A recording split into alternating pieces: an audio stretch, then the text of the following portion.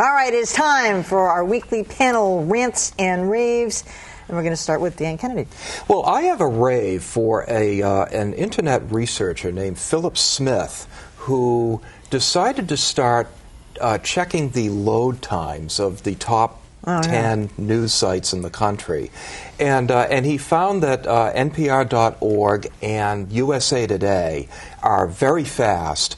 And the worst one was the Chicago Tribune, and the rest kind of go in between. And I think that what I liked about it was that he brought a focus on something that people don't talk about enough when we talk about news on the web, which is how long some of these sites take to load.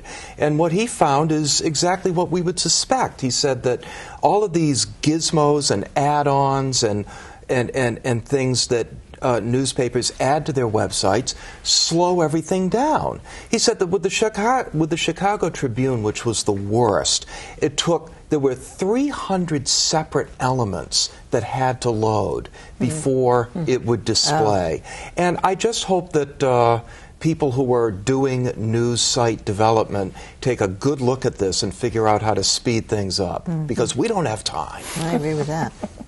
All right, Joanna, what do you got? I also have a rave. It is for the managing editor of the Milwaukee Journal-Sentinel, who sent a memo to his staff this week asking them to please refrain from using the word iconic so much. Perfect. Because it's one of those journalism words, and I think we can come up with some others, that are so overused.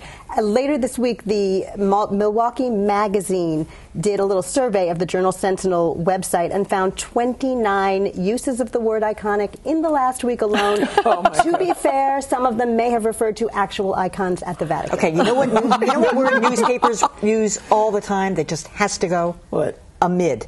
Nobody uses amid in like blank, blank, blank, because it's a headline word. Amid, amid. I started doing a piece on it, and then I got lost. There were so many amids. It's every headline every day. How about beleaguered and embattled? You know your career is over when you're beleaguered and embattled.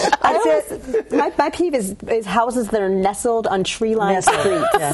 The house was gutted. How about in a fire? Gutted? Yeah, gutted. Town reels after whatever. Who reels? No, but iconic. Town reels amid. How did that controversy. How did iconic happen? It just took off about 3 or 4 years ago. It was like, in fact, there was my rave in a minute, and that was the caption of the thing today. We'll get to that in a second, but I'm going to go to you first, and then I'll tell you what the caption was. Oh, well, I hate to dump on CNN because we have been dumping on them already for their Steubenville coverage, but I don't know what's happened to Anderson Cooper, my favorite guy. Jack Gray, his producer, who had him when he wrote this wonderful book. I tuned in last night, as I almost do every 10 o'clock every night. He's got Nancy Gray on there for about Nancy Gray, for the third or fourth time. I'm not a big fan of hers anyway. And last night, I don't know if we had the clip of it, when they're talking about, she's got some handcuff necklace that they're making jokes about. And then he asks her, did she get this online or at some S&M dungeon? This is like on CNN. And then she takes these big pair of handcuffs out of her, wherever she took them out of.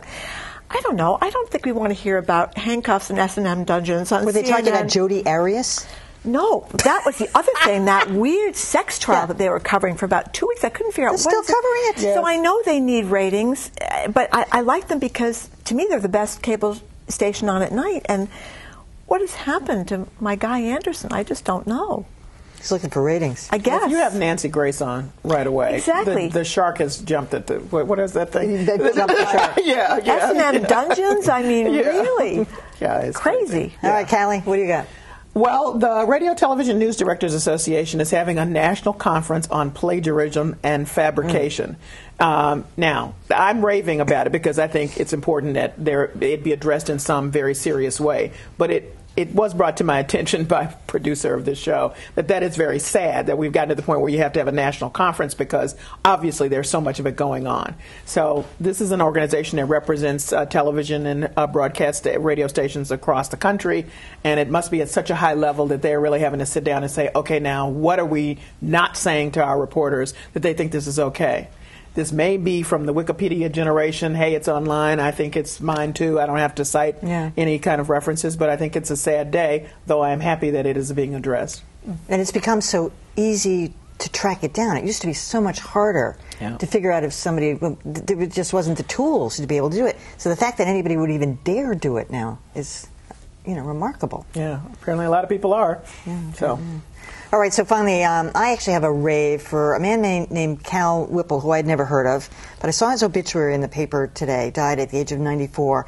He was a photographer, a Pentagon photographer for Life magazine. And he took pictures in New Guinea of a landing, our Marines landing, and there were dead bodies everywhere. And this is a time when pictures like this, you'll see on the screen, weren't allowed to be printed. You just didn't show dead soldiers at that time. He went to the Pentagon, asked for permission. He got shot down. He went all the way to President Franklin Delano Roosevelt and finally got permission to print this photograph. And it forever changed the military censorship rules. So from then on, and we've had others since, as we all know, flag-draped coffins were banned, and those rules have been fought. But he was the first man to fight the City Hall, as it were, in terms of allowing us to see the actual horrors of war. So, Cal, thank you for that. All right, and that is it for Beat the Press. Tell us what you think. Should the FBI name names in the Gardner heist and end the media speculation? Sound off at our website at beatthepress.org. Next week on Greater Boston, Jared Bowen takes us to the Higgins Armory Museum, closing its doors after 80 years, but merging with the Worcester Art Museum. Plus, plenty of buyers, but is there anything to buy? Some say the local real estate market is in a real bind. That's all next week on Greater Boston. For all of us, I'm Emily Rooney. Thanks for watching.